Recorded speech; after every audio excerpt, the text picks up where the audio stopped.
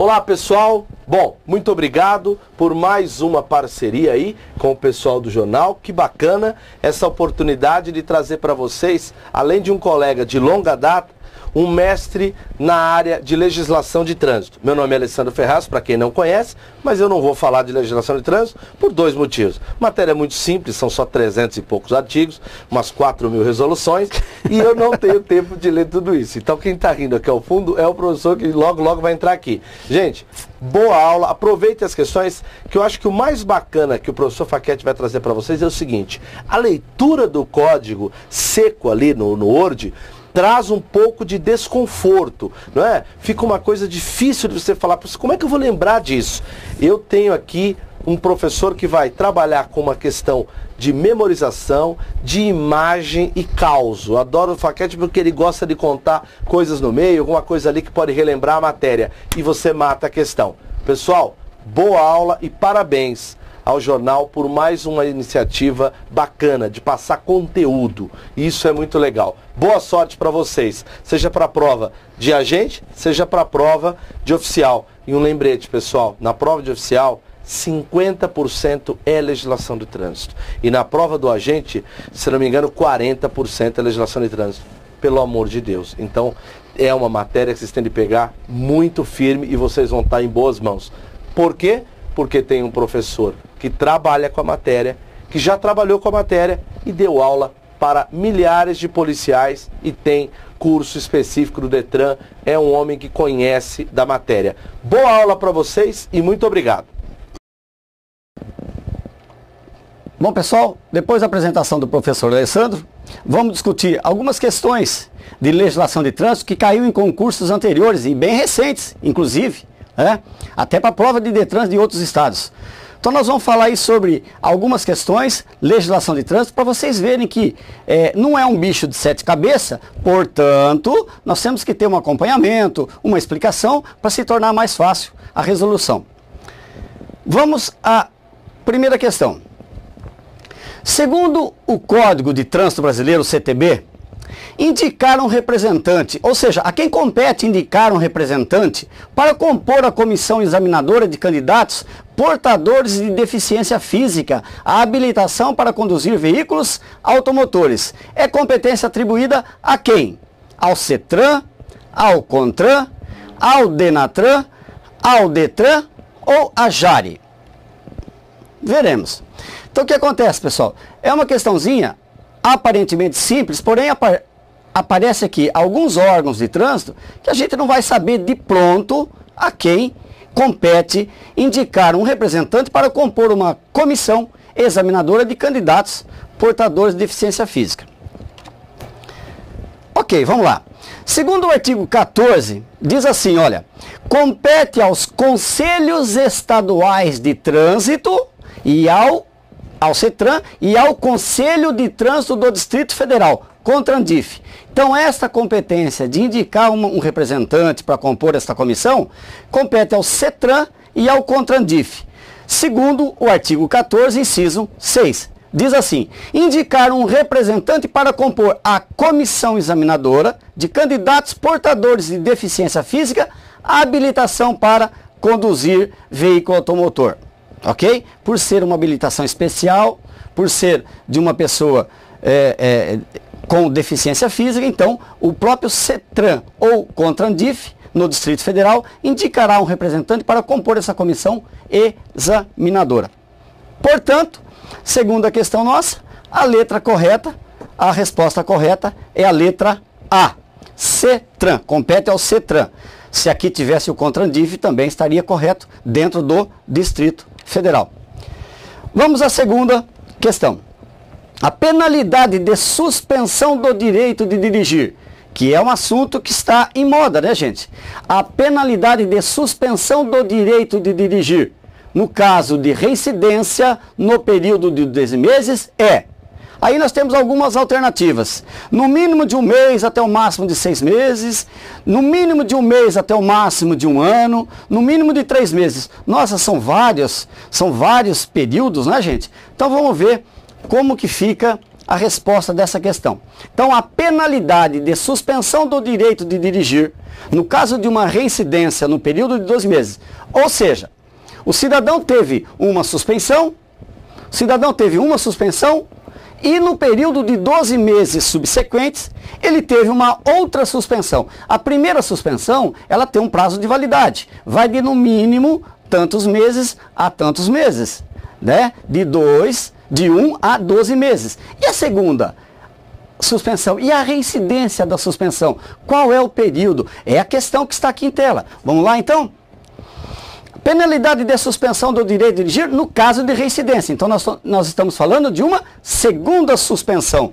Vamos ver então como é que fica esta resposta? Segundo o artigo 261 do Código, trata exatamente da suspensão do direito de dirigir. E diz assim, ó, a penalidade de suspensão do direito de dirigir será aplicada nos casos previstos nesse Código, pelo prazo mínimo de 1 mês até o máximo de 1 ano. Isso é para a primeira, gente. Isso é para a primeira suspensão. Ok? Mas a questão que nós estamos discutindo aqui fala sobre a reincidência, seria a segunda suspensão no período de 12 meses. Então está na segunda parte do artigo 261. E a segunda parte diz assim: e no caso de reincidência no período de 12 meses, reincidência da suspensão, no período de 12 meses, pelo prazo mínimo de 6 meses até o máximo de 2 anos. Portanto, a resposta correta nossa seria a alternativa E, que é no mínimo 6 meses até o máximo de 2 anos. Voltando então para o artigo, nós temos aqui, a primeira parte do artigo 261 fala sobre a primeira suspensão, que o cidadão, o infrator, vai receber do órgão de trânsito, seria de 1 a 12 então, de 1 a 12 meses, de um mês a 1 ano. E a segunda suspensão, a reincidência de 12 meses, de 6 meses até o máximo de 2 anos, ok? Vamos então a uma terceira questão. Tamires teve o seu carro flagrado derramando sobre a via combustível. Nessa situação, ela receberá como penalidade uma multa e a infração por ela cometida é de natureza. Nós sabemos que nós temos 4 tipos de infrações. Temos as infrações de natureza gravíssima, natureza grave, natureza média e leve. Então a questão aqui, Tamires cometeu uma infração de trânsito, ok? Ela estava derramando, o veículo, claro, né? O veículo estava derramando sobre a via combustível. No que se enquadra isso? Qual é a questão? Qual é a pergunta? É uma multa leve? É uma multa média? É uma multa grave? Gravíssima? Gravíssima com fator multiplicador de 3 vezes? Vamos verificar então qual é essa infração da Tamires? Ok. Segundo o artigo 231, que trata das infrações, transitar com o veículo, inciso 2, derramando, lançando ou arrastando sobre a via combustível ou lubrificante. Está aqui a questão. Transitar com o veículo, derramando combustível, a infração é gravíssima. Portanto, segundo o artigo 261, inciso 2, letra B, a infração cometida pela Tamires é de natureza gravíssima, então a resposta correta seria a gravíssima. Gente, é muito importante nós estudarmos as infrações. Por quê? Isso cai em prova de concurso público. Está aqui. Essa questão nós tiramos de um concurso bem recente. Ok? Vamos lá. Vamos para uma quarta questão então. Sobre a sinalização de trânsito, assinale a alternativa correta. Sobre a sinalização de trânsito, assinale a alternativa correta. E nós temos algumas alternativas. O CONTRAN poderá autorizar em caráter experimental e por um período indeterminado a utilização de sinalização não prevista. Então nós temos algumas questões para a gente saber qual é a questão alternativa correta. Vamos ver então o artigo 82, que o 82 trata exatamente da sinalização. E dentre aquelas alternativas, nós temos aqui o artigo 82 que vai responder aquela questão. É proibido afixar sobre a sinalização de trânsito e respectivo suporte, ou junto a ambos, qualquer tipo de publicidade, inscrições, legendas e símbolos que não se relacionem com a mensagem da sinalização. Ou seja, sobre um poste de sinalização, sobre uma placa de sinalização, é proibido a gente colocar qualquer tipo de publicidade, inscrição, legenda, qualquer tipo de símbolo que não esteja relacionado com a matéria de trânsito. Portanto, a resposta correta desta questão seria assim, ó. Sobre a sinalização de trânsito, assinale a alternativa correta. E a correta é a B. É possível afixar sobre a sinalização de trânsito e respectivos suportes, ou junto a ambos, publicidade, inscrições, legendas e símbolos que se relacionem com a mensagem da sinalização. Por quê? O artigo diz que é proibido aquelas que não se relacionem. E a questão está dizendo que é possível sim afixar junto à sinalização de trânsito qualquer publicidade que esteja relacionada com a sinalização de trânsito, ok? Então, questão B seria a correta. Vamos lá. De acordo com o Código de Trânsito Brasileiro, com o CTB, fiquem atentos a esse detalhe, que na própria questão, no próprio concurso, na prova, pode vir só o símbolo CTB. Então, de acordo com o CTB, quando se classifica um veículo como elétrico, estamos fazendo uma classificação, ou seja, estamos fazendo uma referência quanto à espécie dos veículos, ao gênero dos veículos, ao uso, à tração ou ao formato dos veículos. Então, a questão é essa. De acordo com o código, quando se classifica veículos como elétrico, estamos fazendo uma referência a quê? A espécie, ao gênero, ao uso, tração ou formato. Vamos ver isso aqui? Diz o artigo 96. Os veículos classificam-se em cinco subespécies. Automotor é a forma de se locomover, né? Automotor. Quanto à categoria e quanto à espécie. Voltando um pouquinho, para nós respondermos a questão, né? Então, de acordo com o código, quando a gente está falando em veículo elétrico, nós estamos falando exatamente o que? Quanto à tração. Olha o 96, inciso 1. Os veículos classificam-se quanto à tração. Automotor. O que é um veículo automotor, gente? Veículo automotor é aquele que se locomove com o seu próprio motor. B, veículo elétrico. Então, está aqui a resposta nossa. A alternativa B é o veículo elétrico. Para melhor entendimento de vocês, vamos ver lá o artigo 96. Nós colocamos algumas imagens aqui para facilitar o entendimento. Os veículos classificam-se quanto à tração. Automotor. Nós temos aqui um automóvel, demonstrando que esse veículo é automotor porque ele se locomove com a força do seu próprio motor. O item B, nós temos aqui um ônibus elétrico, um veículo que se locomove pela eletricidade. E é exatamente aquele que responde à nossa questão. O item C, quanto à tração, é um veículo de propulsão humana e nós temos aqui uma bikezinha, né? Nós temos uma magrelinha aqui. Ok? De propulsão animal. Temos aqui uma carroça, um charrete, né?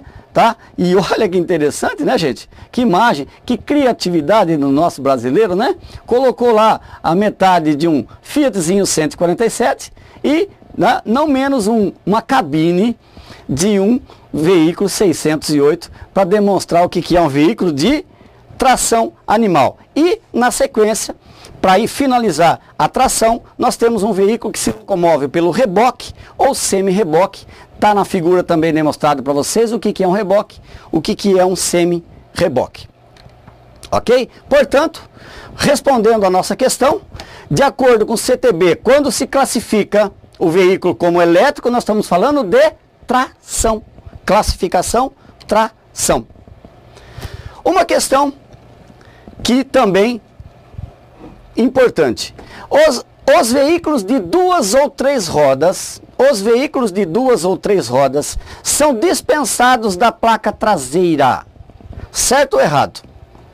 Muita gente errou essa questão num concurso bem recente de agente da Polícia Civil. Os veículos de 2 ou 3 rodas são dispensados da placa traseira. Está certo ou está errado? Vamos verificar? Vamos lá.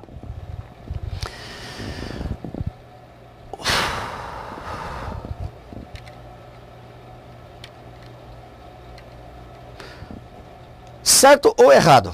Errado, por quê?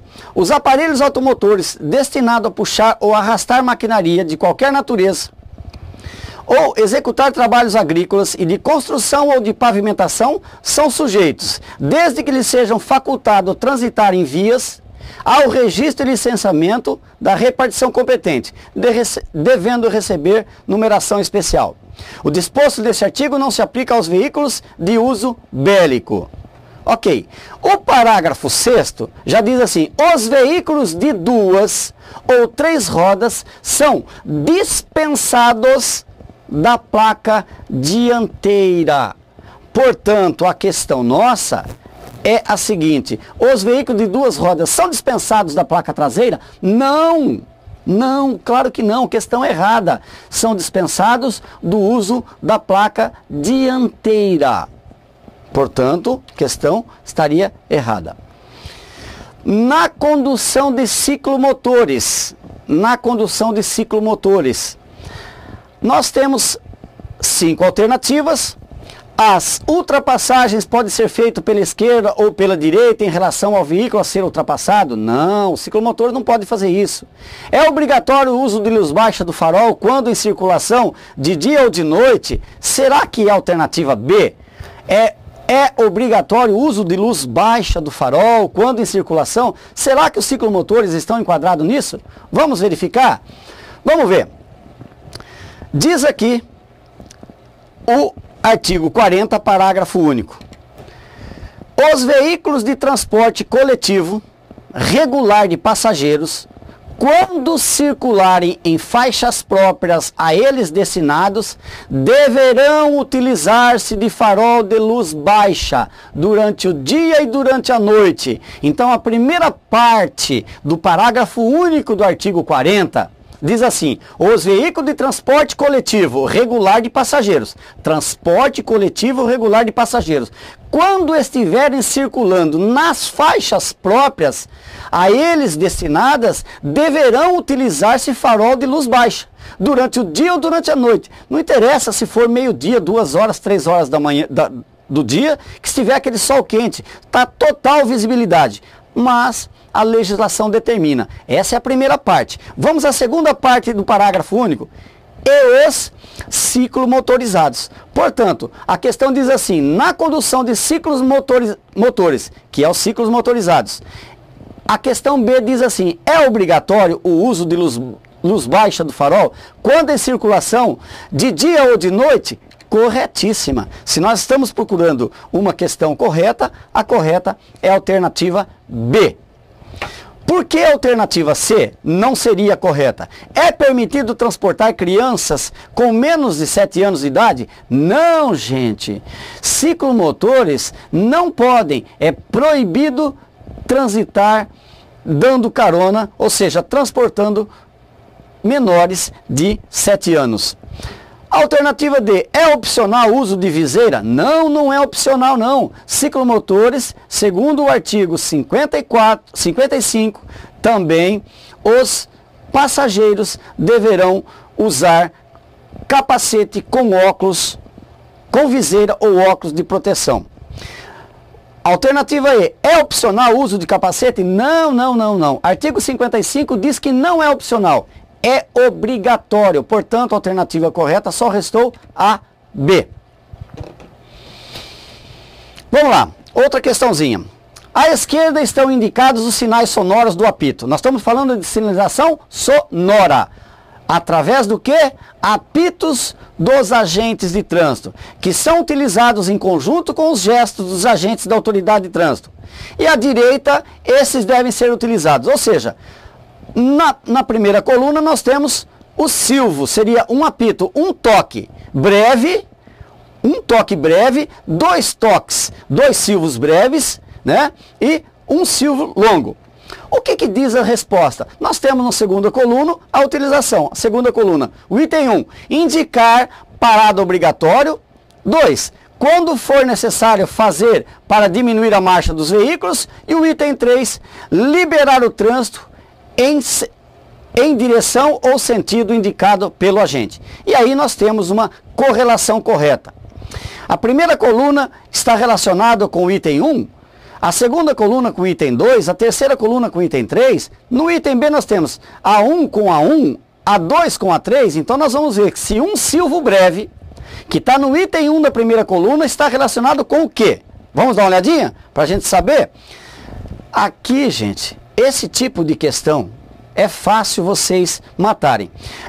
Sabendo um deles, por exemplo, se você tiver conhecimento perfeito do que é um silvo breve, já facilita para vocês. Por quê? Segundo o anexo 2 do código, onde trata da sinalização, diz assim, ó, sinais sonoros, sinais de apito e o significado no meio, na coluna do meio. Um silvo breve, atenção, siga. Vamos voltar? Tá aqui. A primeira coluna, um silvo breve. Aonde que está dizendo na segunda coluna que você deve seguir? Olha o item 3. Olha o item 3, que importância. Liberar o trânsito. Atenção, siga. Então, quando o policial, quando o agente de trânsito der um silvo breve, ele está liberando o trânsito. Ele está dizendo para você, siga. Então, o item 1 está relacionado na segunda coluna com o item 3. E se nós olharmos aqui na correlação, o item 1 relacionado com o item 3. Portanto, alternativa A, alternativa B e alternativa C, nós vamos fazer o quê? Já vamos eliminá-la. Por quê? Porque quem está relacionado, o item 1 é com o item 3. Então nós temos duas alternativas que pode ser a correta, que é a D e a E. Vamos então a dois silvos breves. Vamos ver lá no quadro dos sinais sonoros? Dois silvos breves. Opa, dois toques no apito, o guarda quer dizer o quê? O agente de trânsito quer dizer o quê? Pare, pare. Horas. Então vamos voltar para nós relacionarmos? Está aqui, dois silvos breves, indicar parada obrigatória. Pare. Então, o item 2 da primeira coluna está relacionado com o item 1 da segunda coluna. Aí nós vamos à resposta. O item 2 da segunda coluna está relacionado com o item 1 da segunda coluna. Portanto, a alternativa correta, nesse caso, seria a alternativa D. O item 1 da primeira se relaciona com o item 3 da segunda coluna. O item 2 da primeira coluna se relaciona com o item 1 da segunda coluna. Portanto, daqui para frente, nós matamos a questão, não precisamos nem olhar mais, ok? Vamos para a próxima. Segundo o Código de Trânsito Brasileiro, pode aparecer na prova como Código de Trânsito Brasileiro, como pode aparecer apenas a sigla CTB, a sinalização terá a seguinte ordem de prevalência. Quem prevalece sobre o quê? Os sinais do guarda, o sinal sonoro, o sinal luminoso, os dispositivos auxiliares. Então nós temos uma ordem de prevalência. Quem prevalece sobre quem? Essa questão nós vamos encontrar no artigo 89. Essa resposta, melhor dizendo. Essa resposta nós vamos encontrar no artigo 89. Esta é a ordem hierárquica, a ordem de prevalência. A sinalização terá a seguinte ordem de prevalência, ok? As ordens dos agentes de trânsito sobre normas de circulação e outros sinais. Ou seja, pessoal, As ordens dos agentes de trânsito, ele prevalece sobre qualquer outro tipo de sinalização. Por exemplo, se um farol, se um semáforo, ele trava no vermelho. Obviamente, travou no vermelho de um lado, travou no verde do outro. E aí, vai ficar só um lado, só um sentido transitando. Nesse local, deve ter um policial, um agente de trânsito, conduzindo o trânsito. E ele, através dos seus gestos, através dos seus sinais sonoros, do apito, ele vai coordenar o trânsito naquele local. Então, quem tem prevalência? É os sinais do agente de trânsito ou é o semáforo que está no vermelho para você? Ora, se o sinal estiver vermelho, se o farol estiver vermelho e o policial estiver lá mandando você passar e dando aquele toque de você siga com o apito, você tem que passar, óbvio, você é obrigado a seguir em frente. Portanto, as ordens do agente de trânsito sobre qualquer outra norma. Essa é a primeira. Mas a questão nossa, ela traz uma outra, ela não traz essa primeira prevalência, ela traz uma outra prevalência, que seria aquela que está enquadrada no inciso 2 do 89. As indicações do semáforo sobre os demais sinais. Claro, não sobrepõe ao inciso 1, sobre os demais sinais. A indicação do semáforo sobre os demais sinais, ok? Portanto, a alternativa correta desta pergunta seria: a sinalização vertical de indicação prevalece sobre a sinalização vertical de regulamentação. Ok? Questão correta, então, seria a alternativa B. Uma outra questão. Quanto à espécie, os veículos classificam-se quanto à espécie. Há pouco nós falamos sobre uma questão que tratava da tração. Aqui nós estamos falando espécie. Espécie serve para nós, gente, sabermos qual a finalidade para que aquele veículo foi fabricado. Qual a finalidade daquele veículo foi fabricado, quanto à espécie. Então nós temos a espécie. Passageiro, aqui na questão. Passageiro, misto, passageiro de carga, misto, de competição, de coleção e faltou uma. Então nós temos, quanto à espécie, nós temos aqui na questão passageiro, carga, misto, competição, especial e coleção. Mas não são só 6 tipos de espécie, nós temos 7 tipos de espécie. Ok? Nós temos 7 tipos de espécie. Então o que estaria faltando na espécie? A questão é, quanto à espécie, os veículos classificam-se em de passageiro, está correto, de carga, está correto, misto, está correto, de competição, está correto, especial, está correto, de coleção, está correto e faltou mais uma espécie. Qual seria essa espécie? Seria de aluguel? Não, aluguel é categoria. Aluguel, quando se trata de veículo de aluguel, nós estamos falando categoria, particular, oficial de aluguel. Seria elétrico? Não, elétrico é a forma de se locomover. Elétrico seria o quê? Elétrico seria tração. De tração, peraí. Então vamos deixar aí a alternativa C para trás. De aprendizagem? Não, de aprendizagem também seria categoria. De tração animal? Não, tração animal seria tração mesmo, quanto a tração. Então, questão correta. Os veículos classificam-se quanto a tração, quanto a categoria e quanto a espécie, como tem aí para vocês, tá? A questão nossa, nós estamos tratando de espécie, tá? Então vamos lá. Categoria, espécie. De passageiro, temos aqui ilustrado para vocês um ônibus, nós temos ilustrado para vocês um automóvel. Veículo de carga, bom, veículo de carga nós temos aqui um caminhão, nós temos uma carreta. Veículo misto, o que seria um veículo misto? Veículo misto é aquele que serve para transportar um pouquinho de passageiro e um pouquinho de carga, como está ilustrado aqui para vocês nesta imagem, uma caminhoneta, né? Cabine dupla, bonita por sinal, e está retratando o quê? Um veículo do tipo misto, transporta um pouco de passageiro, um pouco de carga.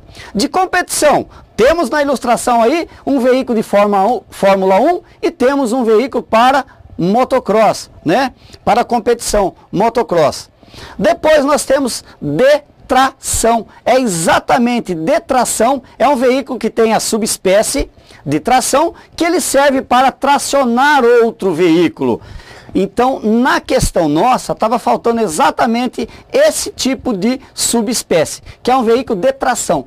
Trator, como tem na imagem. Trator serve para quê, gente? Transportar passageiro? Não. Transportar carga? Não. É um misto? Não. Ele é um veículo de tração. Ele foi fabricado para tracionar. Tracionar o quê? Um implemento agrícola, uma máquina agrícola. Temos um cavalo mecânico na ilustração também. Cavalo mecânico foi fabricado para transportar carga? Não. Onde é que nós vamos pôr carga nesse veículo? Não tem onde. Seria de passageiro? Não, só tem a cabine na frente que é para o motorista e o ajudante. Então é um veículo que foi fabricado para quê? Para tracionar o quê? Uma carreta. É um veículo fabricado para tração, tracionar um outro veículo. Para complementar, nós temos um veículo especial, que são aqueles veículos que têm uma fabricação especial, que é o carro forte, o papa móvel, uma viatura, um caminhão com escada magira, que é o do bombeiro, né? E finalizando a espécie, nós temos veículos de coleção, que são aqueles veículos antigos, né? Aqueles veículos antigos que depois de 30 anos, originais, recebem uma placa de bronze, uma placa preta, né? Então vamos lá.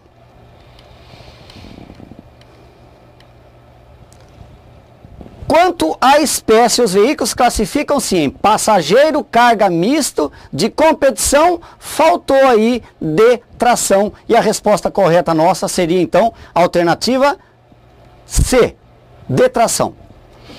É medida administrativa presente no Código de Trânsito Brasileiro, aplicável às infrações de trânsito nele previstas.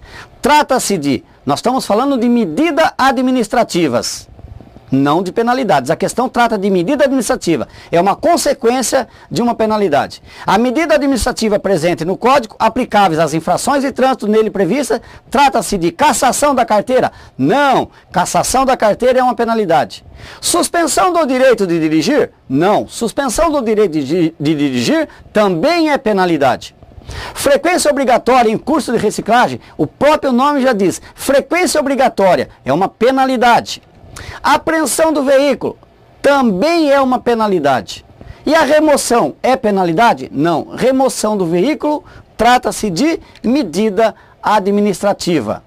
Ou seja, excluindo-se a letra E da questão anterior, excluindo-se a letra E, todas as demais, A, B, C e D, são penalidades que são aplicadas pela autoridade de trânsito. E no caso a letra E, é uma medida administrativa também aplicável pela autoridade de trânsito. Se vocês querem conhecer e para facilitar o entendimento de vocês, só vocês criarem essa palavrinha aí, né? Mas a FCC são as penalidades.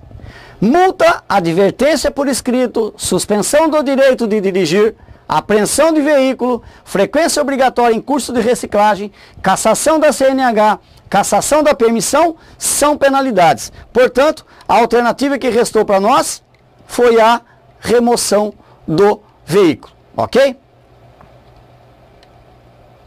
Então a alternativa correta seria a alternativa E. Ok, pessoal? Até mais, até uma próxima.